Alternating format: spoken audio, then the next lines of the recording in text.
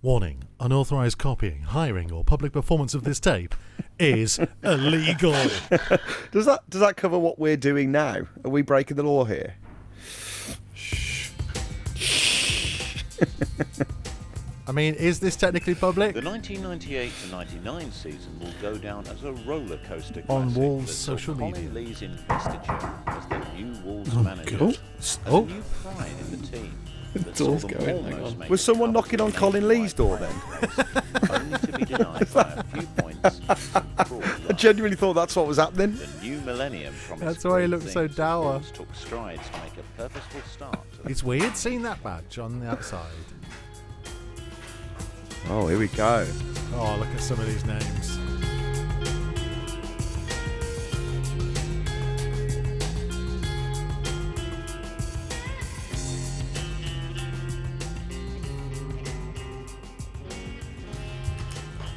This music kind of sounds a little bit kind of Peaky Blinders-esque. Yeah, it was, wasn't it?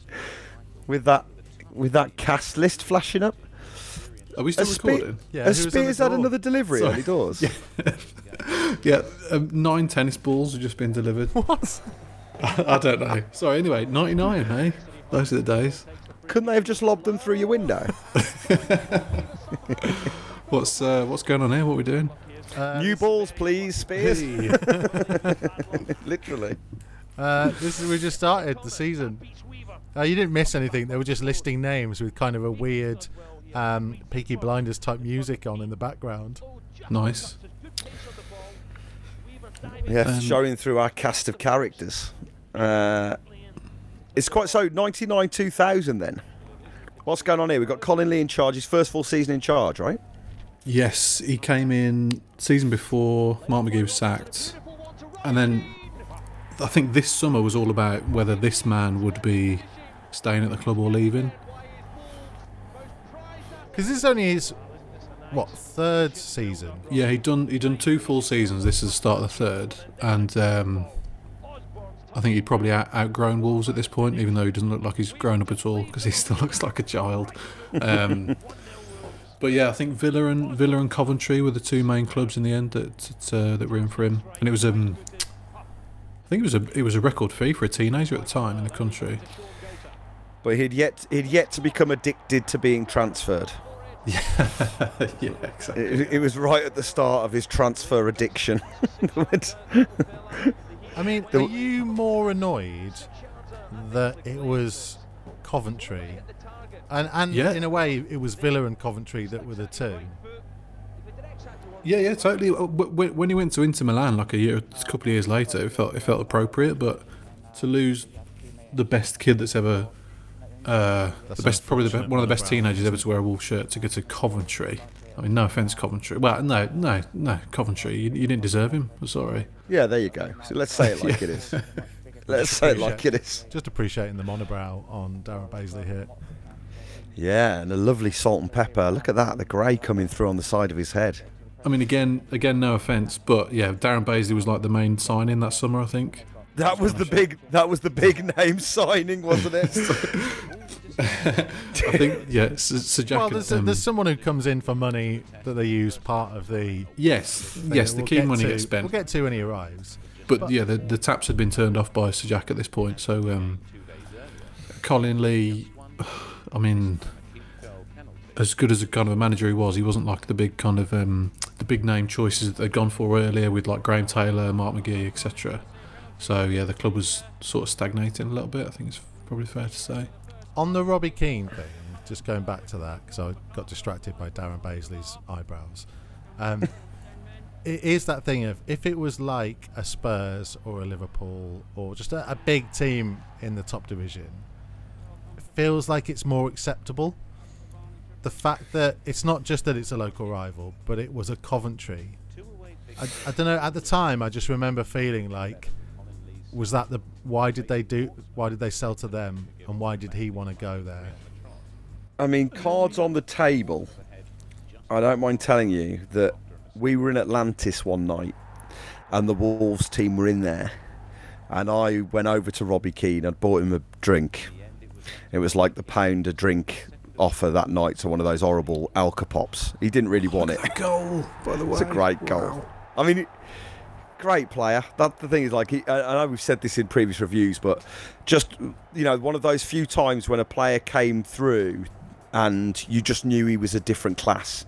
He always looked 2 or 3 moves ahead of the rest of the team. You know, like it was his footballing brain. I always thought that you could see with Keane, even from that early age, was like he saw things so early. You know, like he read the game so well. It's why he was always in the right place at the right time. He was just next level, and that's the thing. He was great, you know.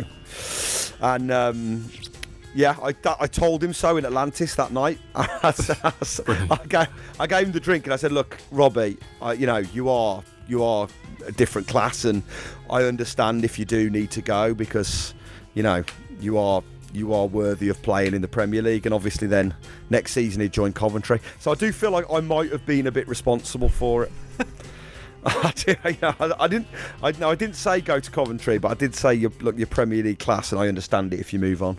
But it's like when Benicofove went to Bournemouth, and I just at the time I just kind of felt like you probably could have got better.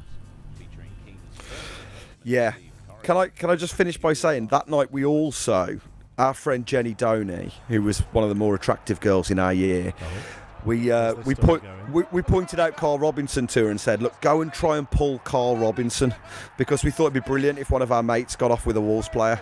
So we kind of literally pointed her in Carl Robinson's direction, went, "Go and chat to Carl Robinson, see if you can get off with him." And she very quickly came back and said, "No, he's got a girlfriend. He's not interested." That's the end of that. That's the end of that night out in Atlantis. Anyway, so 5 minutes in, and Tom has already incriminated himself again. Peacock! QPR have done it. Just quarter of an hour of the game to go, and Peacock. Did the Wolves lawyers listen to this and before we release it? Because if they are listening, there's a few things I might need to rescind. Went away to the delight of their many travelling fans with all 3 points. Walsall went ahead on 3 minutes when Darren abysmal start to season. I remember, Walsall win this, don't they? I remember. Yeah, and it does feel like, you know, I think stagnation was the right word really, because this did feel like, you know, certainly one of those seasons where there was still that expectation around the, you know, but we would also kind of become used to missing out, and there was a lot of frustration I remember with this era. But also adjusting to the fact that they've essentially become now a selling club. So they've, you know, the only money they spend this summer is from the Keane sale. I mean, look at that, already 13th, languishing in mid-table at the end of August, having lost at home to Walsall and Wickham. I mean, yeah, I know it's not a great start. So I remember saying, so it's worth us just going through, you know, what is the squad at this point. So, because I remember, have we signed Andy Sinton as well? Yeah, I think he comes in on I think he came in on a Bosman. And Adi Akinbaye is new to the club, right? There he is. That Yeah, right? so he's There's the Keane money has gone on him. So the Keane was a record club sale of 6 million, and then Akinbaye came in for a record buy at the time, which was 3.5 million. So have we just sold Keano then? Has Keano gone? So Keane's just gone. I think he plays the first 2 games of the season and scores in both of them.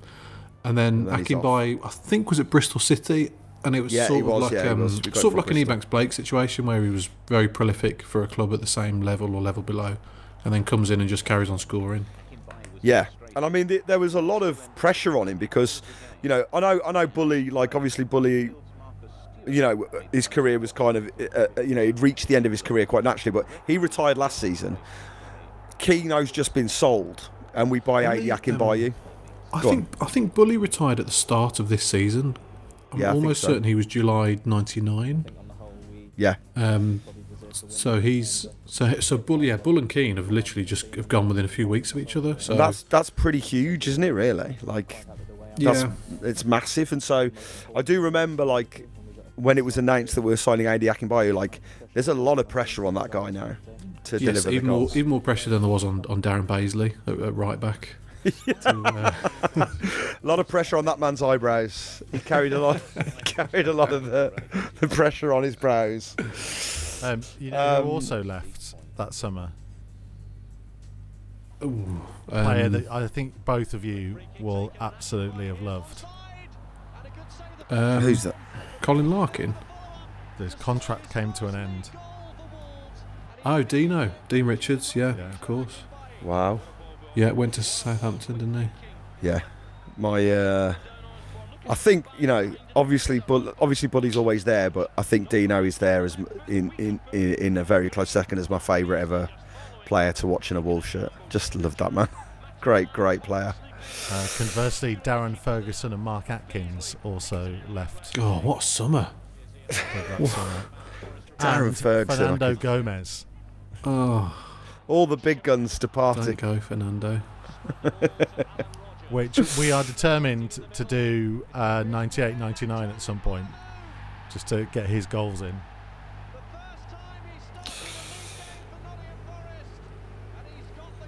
So yeah, so expectations probably pretty low, and this is like a disastrous start to season. So we've still got Mickey Stowell in goal, right? Mickey Stowell, yeah. Keith Curl, I think, is captain. Yeah, and then have we signed Ludovic Polle? Yeah, Ludo Polle's there. Is this his first season? Was he one of our signings? Yeah, he comes in October. Oh right, okay, there you go. Yeah, it sort of feels like a bit of a mishmash. Yeah, that's what I'm trying to get my head round. What? Sedgley, Corica, Simon Osborne. Oh dear. So that was the thing about Akinbaye. Like, he scored a lot, but he missed a lot as well. I remember him being a frustrating player to watch. But I don't know if it's because there was a lot of expectation. But yeah, he did. Well, if you remember when he leaves Wolves, he becomes a bit of a national figure to like lampoon. Do you remember when he was at Leicester and I think he didn't score for like his first 10 games or so, and he just kept missing sitter after sitter, and he was a bit of a national joke for a brief period. Yeah. At this time, like, it's still a lot of money. Like when they sold him for what, $5 million? Yeah. That was still a lot of money in the top division. Yeah. Yeah. Is he just here for one season, or does he have two? One. There you go. And I mean, like, yeah, you're right. Like, he did score a lot. He did score plenty, but he was quite a frustrating player to watch. Well, yeah, he could miss a sitter at the same time. Yeah.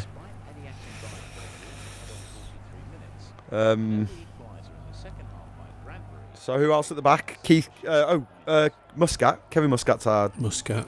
Yeah. Muscat Lee and Naylor will be Naylor. knocking around. Yeah. I'm sure. Neil Emblem still there. Good old reliable Neil Emblem. Bloody love Neil Emblem.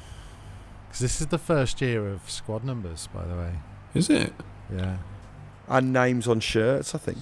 Wow, look at that table. Dear me. Because I did this as a quiz question a couple of weeks ago on the Wolves quiz that we've been doing, of who was the first ever official number 9. Either of you can guess.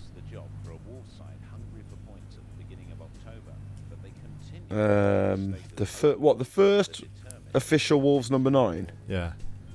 In squad. So this season? Yeah. Colin Larkin? No. Hovard Flo? Yes. Is it? Nice. I'll take that. I'm having the next of the Emblem. I'm having the rest of the season review off after that. I'm delighted with that. You guys can take it from here. Just 3 minutes before half-time, a perfect time to score. And Adi Akinbaye, what a Are you in the North Bank still at this point, Tom? Yes. So that was kind of, that was kind of towards me. I think it might have been my last season in the North Bank, yeah. And Tim's still in the family stand? Aged 14, yes. Yes, absolutely. Stood up. Yes, getting too tall now for the family closure, but still there. The language is becoming coarser, You're kind of like a... God, look at how many people got wiped out with that goal. He wasn't picked up, Carbon, And it was a great header. Carbon, God. Bolton Wanderers were Wolves' 5th opponents at home. Bolton properly one of our bogey teams around this point. Yeah. Seemed like we were always in their shadow. I remember. Do you remember Scott Taylor as well? Was he in this team? Busy midfielder we got from Leicester. I think he was, yeah. He I used signed to really like him. He got a horrific injury. It's McCorica it is who takes the ball through. So, I mean, is that like you look across the midfield and it's like Andy Sinton was in the autumn of his career, wasn't he? Really? Winter, really. Yeah. I mean, I was trying to be. No, he I remember he was quite good to start with. Well, he still had a wand of a foot on him, didn't he? And he could still beat a man. He just didn't have any pace. But he had a touch of, he still had quality when it came to delivery. But maybe that's where we could, like, you look across midfield and it's like Sinton, Corica, Emblem, Paisley, Sedgley. I think Paisley plays right midfield for most of the season because Muscat's a right back. So yeah, there's not a huge amount of pace in there, is there? And maybe that's where we're, coming up a bit short. And who's up front with ADs then? Is it Havard Flo and we've got? Is that it? Is that? Well, there are Michael players, Branch. there Is are Michael players- Branch there? Yeah, Michael Branch comes in January.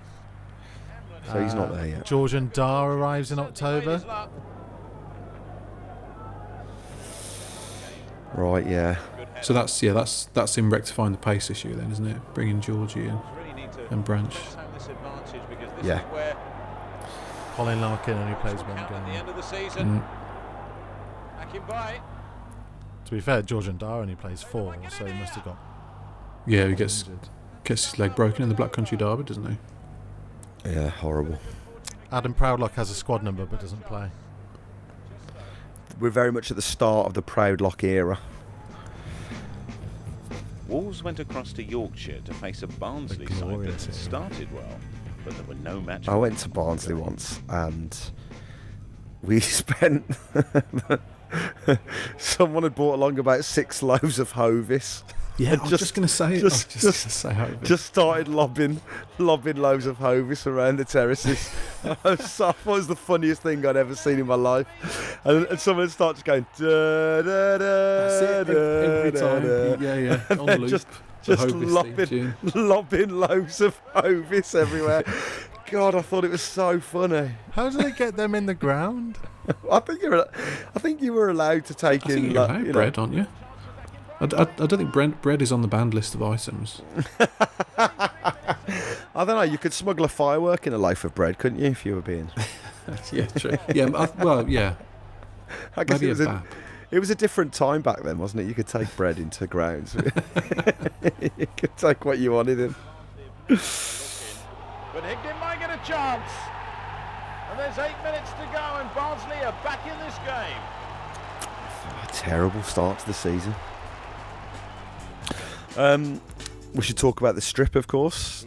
Kind of a classic. I think quite a classic design, really. I was a fan of this shirt. Has it got like a wolf on the sleeves? I something on thought the they were little pumas. Isn't it the pumas? Isn't it the puma symbol running down? Wouldn't it make sense to have a wolf though, rather than a puma? I think that would have been, mate. I mean, Yeah, they're pumas. they are pumas, aren't they? Is that right? Yeah. Which is a shame. You're right. It's a missed opportunity. They could have slightly. If I was Puma, I'd have slightly modified the Puma logo, just shaggied it up a bit. Do you know what I mean? Not, like to make it like a wolf, not like a puma with like ruffled hair. Yeah, like it'd only be some minor alterations to the Puma logo to make it look like a wolf. I think I'd have taken the time to do that. I think. Yeah. Puma with shaggy hair. Oh, it looks close enough to a wolf. Just it's a thought. Port Vale. I used to hate Port Vale. Why do you hate Port Vale? I think I went once, and I remember travelling there and losing, and it was just like a really grim experience. Second corner, forced in quick succession. Just think they're just a crap club, aren't they? You know what I mean? Right, so that's Coventry, Bournemouth, and now Port Vale that we've offended. I mean, he's right though. It's a horrible place to go. Yeah, it's awful. It really is grim. Once again, these are the views of Tim Spiers and Tom Parry, and not necessarily those of Wolves TV or Wolverhampton Wanderers. But we should say, if you are a Port Vale fan watching, then what are you up to? Well, one of my media team colleagues is from Stoke and a big Port Vale fan, and I'd just like to make clear to him I had nothing to do with this part of the conversation. It's a sad life, innit, being a Port Vale fan. Tough times. Oh, Steve, what are you doing? Oh, Steve. Oh, goodness me. God, the last Stop time messing Steve... around in the changing rooms. Yeah, the last time Steve made that much of a mess at the back.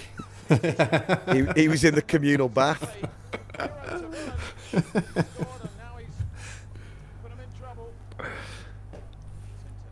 See, there we go. Oh, look at them pace. There we go. He's the winter of his years. Take that back, Spiers. He's proving you wrong there. Rolling back the years. Look at that. He tied him up in knots. Oh, what a dive. He's given away the penalty. Keith Curley's he's taking his time here. Musselwhite watching him. He's put it the wrong way and saved a point for He'll be Wolves. rewarding himself with a post-match cigarette.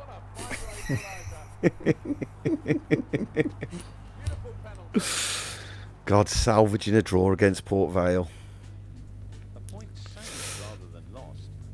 We do recover though, don't we? Right, this isn't like Yeah, I think this is a pretty good season, isn't it? We're in. Well, we finished. It's one of those classic just outside the playoff seasons. You know, it's like it feels like one of those frustrating seasons where we just miss out on the playoffs. And it is that frustrating era where rather than the Premier League being like just out of reach, the playoffs were just out of reach, and like the playoffs became like that weird promised land that when the times that we did get to the playoffs, the expectation or like the desire to, was so great that the pressure was always there, but we should have been making the playoffs really, shouldn't we? So I think from 97 to 2002, those were the two playoff seasons. So you're right, it's like 5 years in between where nothing happens. Yeah, and that is frustrating, because we should have been good enough to make the playoffs. I mean, it's why it was the division from hell, really. Though it's why it was a tough league to be in. It always is, the Championship, but at that time, I think there were a lot of big clubs, really desperate to make that step into the Premier League. 'Cause it felt like if you did, you'd stay there. So I think this is the game where Georgian Dar breaks his leg. I think I'm almost certain. And he's only come in a few weeks earlier for what, about £1 million, maybe? Yeah. Well, it feels really weird. Why are they playing 2 Albion games? Well, like one was the 3rd of October. Yeah. And this is the end of October. So both, it seems really weird that you play the same team twice. Oh my God. Dear, oh dear, what a terrible, terrible tackle. There it is. But he was gone in hard, and Akinbaye's now going in. Oh. And that was the tackle. And Dar, I think he might have broken his leg. It really He tries to play on, doesn't he, I think? It's a painful Oh, George. situation. Imagine breaking your leg and walking off the pitch. Sinton bustling, fighting his way through the... Like commentary feels like put on afterwards, because it's like, I think he's broken his leg here. It's like, yeah. As he's walking off. Yeah. You're absolutely right. You're a doctor. Akinbaye steered one in. Just under 10 minutes to go, and what a perfect time to score. Oh. It is worth saying, Adi Akinbaye's celebrations are so kind of loose that it always seems like he's extremely surprised to have scored. Like they're very uncool celebrations. Like he always does about 6 different things, and one of them's like really clutching his fists and being like, "God, it went in." Do you know what I mean? Like, yeah, I'd imagine that we would celebrate in a similar fashion. Yeah, We would yeah, score. that's it. That's it. Absolutely, it's quite an amateur goal celebration, and I think maybe that says a lot about where he was at psychologically. I don't know. This is Freud-esque analysis of goal celebrations.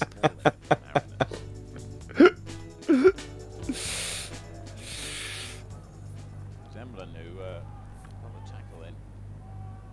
Paisley there. It's a hard team as well, isn't it?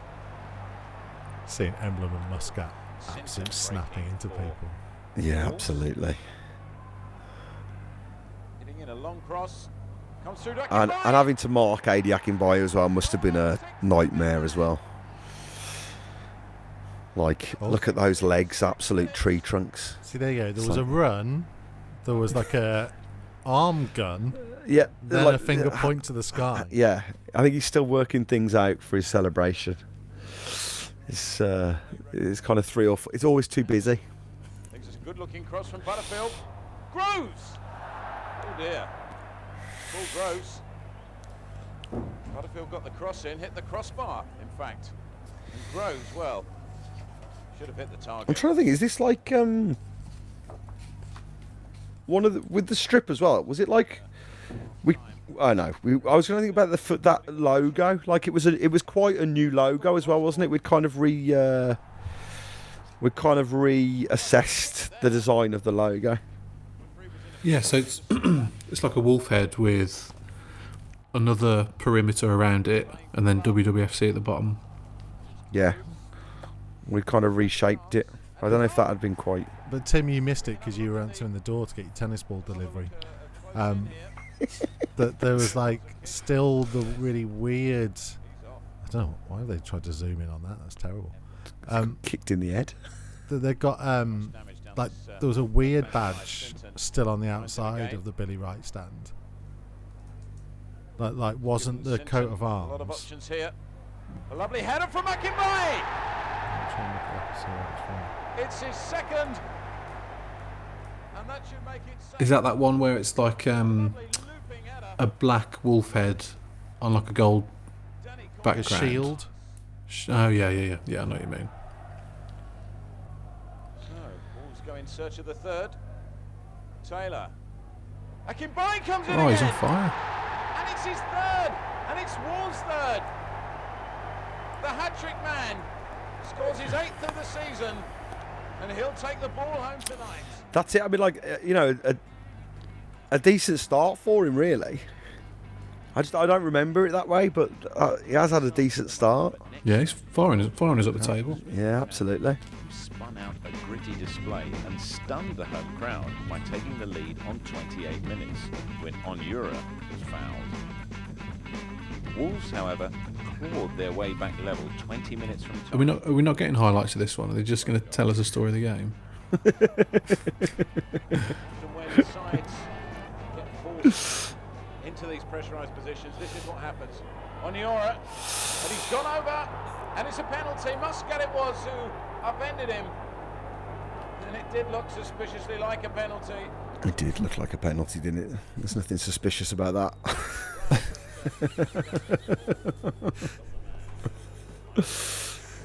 Oh, I can't like that goalkeeper's kit. Oh, you weird man. You got a weird thing about a luminous green. You have. It's just textbook.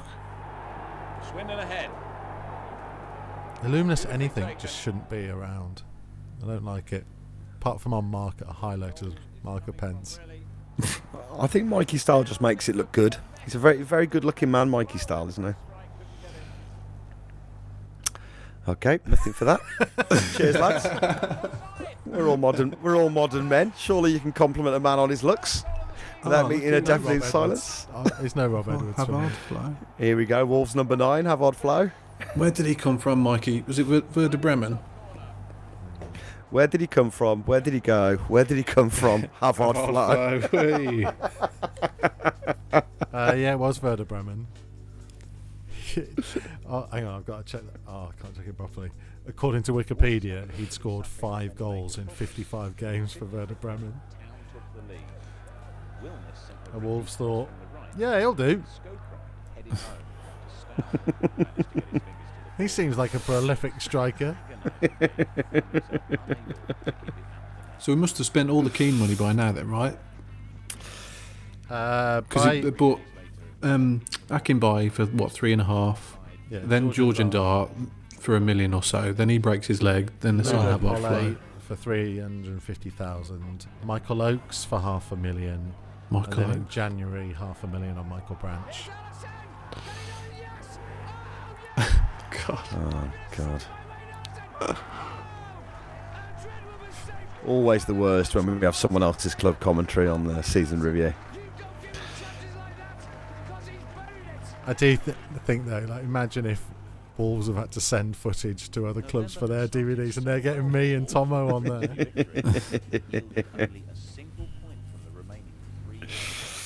God, look at that. City already on 42 points. Wolves only dropped a single place from 10th to 11th and could still sort things out by seeing out the old millennium in style. Wolves had clearly reserved their greatest display of the season. Yeah, this is a so good one. far Remember for this. The first Friday in December and a live fixture against Joe Royal's Manchester City promotion hopefuls. It was a game that had Molyneux. They really labour on the intros for these games, don't they? They really set the tone.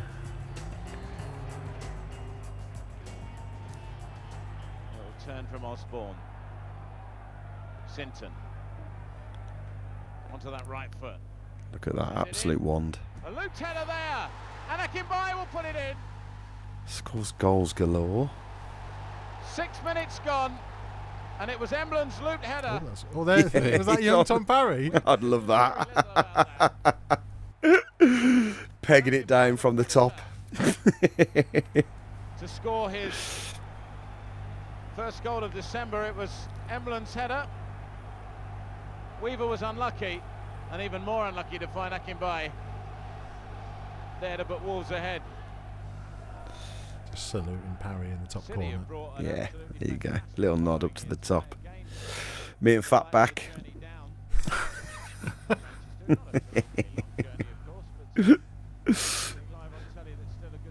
Oh, that's a...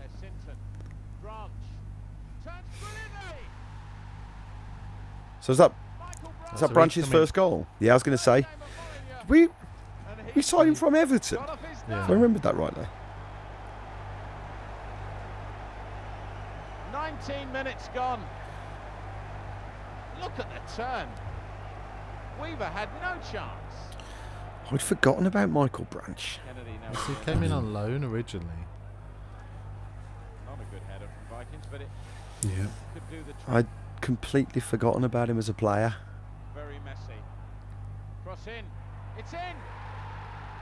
Right, we're going to do another quiz in part 2 because there's 2 other people that come in on loan, and one of which I slightly remember, the other one I completely don't.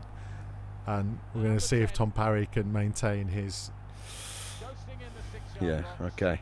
I remember one of them really well because I did a bit of an article on him recently. What a legend. So Mickey Oakes has taken over from Mickey Stout then? I sort of remember that at the time being a little bit controversial because, yeah, Mickey Stout had basically been number 1 for about 10 years. Yeah, absolutely. And as we've established, a very good looking man. Well, as you've established.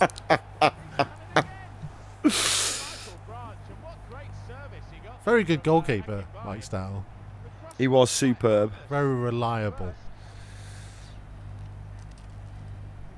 Yeah. I loved Yeah, having Mike Stan goal. It must just be an age thing. I think Oakes came from Villa. And he was a lot younger. 3-1 up.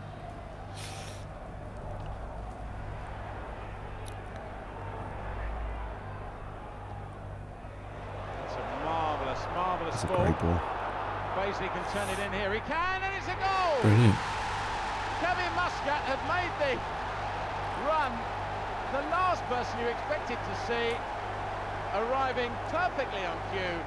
I did enjoy watching Kevin Muscat play. I really did. It was fun having an enforcer. Like, you know, like it was fun knowing you've got like a real hard loony at the back who's going to... That's it, because there's always those players where the opposition hate them, and you'd probably hate them if they were playing for the opposition.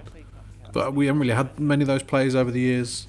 You know, but I don't know, people like Joe Barton or Robbie Savage or whatever. But yeah, Muscat was ours, wasn't he, really? Yeah, absolutely. Nutters. Also, why? Yeah. Why is the FA Cup third round in early December? I don't know, actually. What was that about? So, this is being played at the JJB Stadium, right? And, Oh, God. Didn't even see that. yeah, it's slightly fuzzy old stuff in it. Was this being... feels like this is like pirate material watching. Someone filmed it up their jumper.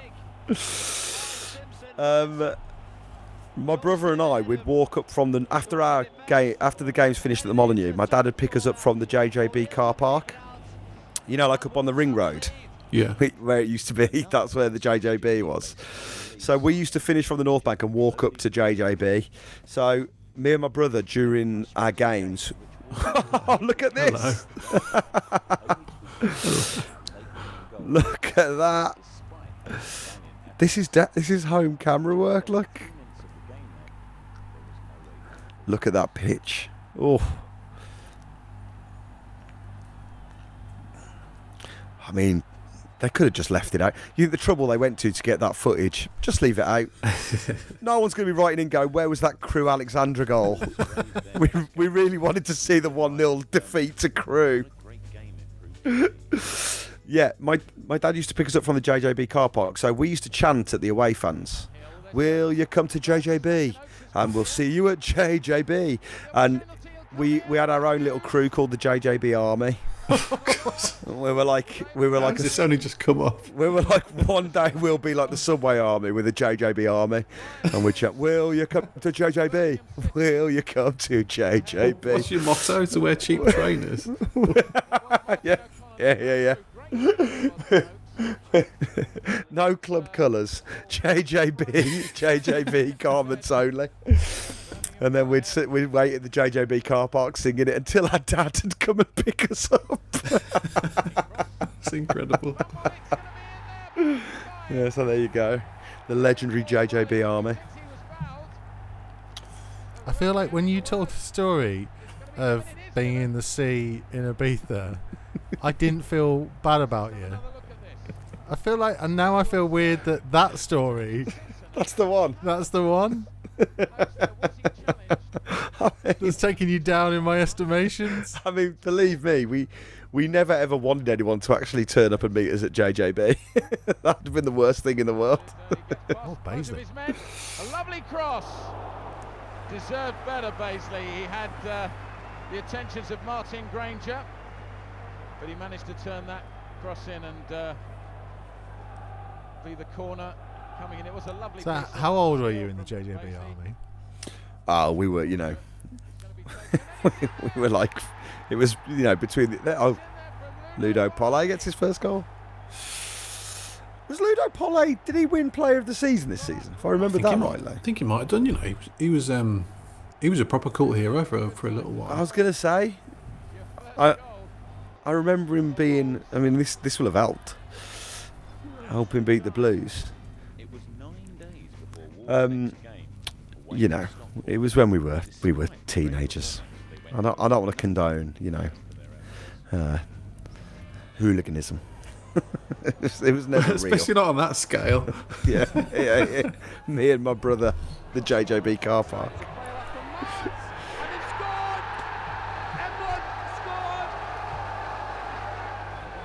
You would bank on Tommy Dinning. Dinning in ace. Oh, what a great goal! He's done it again! Is that? Did they sign Tony Dinning after that? Is it the year after? No, you're asking. I think maybe after. Yeah. So Colin Lee went, oh, I want to get that kind of free kick power in. Oof. Oh, it wasn't that good. Yeah, he comes in 2000, 2001. I don't think he ever scored a free kick for us either. They completely mugged Colin Lee off there. It was one of them. Yeah. The name's gone in the book. We'll have, you know, scored a decent goal. Oh, maybe Colin Lee watched this VHS I think that's what it will have during been. the summer, and he just heard him going, Tony Dinning done it again. And He's thought, done it again, yeah. all right, I'm having that. I mean, he would have signed someone from Crewe, but unfortunately the footage was so poor. Third goal for the club, scored just after half time. Sinton turned his man really well there. Surely was obstructed. Such a baggy shirt, isn't it? Bloody hell. Ball's run on, the referee's set play on. Akinbaye. Touch. Good turn. Oh, goodness me. Goal of the season. It was the touch that made it. Oh, wow. Great stuff. Did Bradshaw claim that? Oh, it feels like a perfect moment to take our pause after we've just seen the best goal of the campaign. It can't possibly be any better coming up in part 2.